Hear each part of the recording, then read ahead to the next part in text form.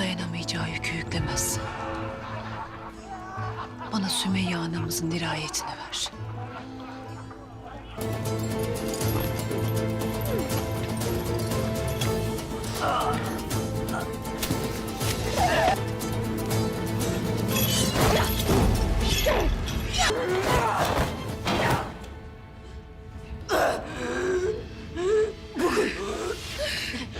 Adım Bala değil.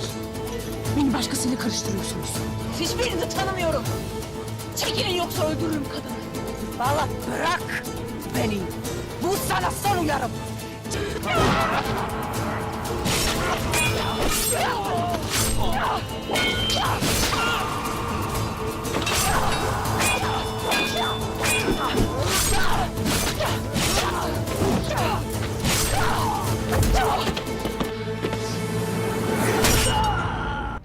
Bala Hatun.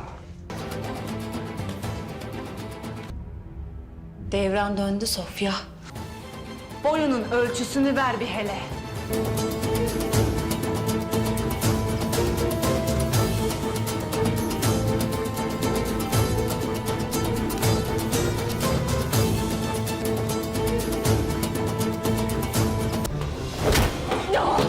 Küçük kız.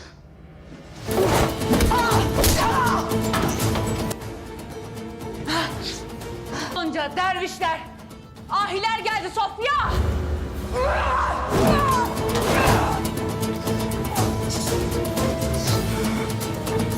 Gitmedi! Osman Bey geldi!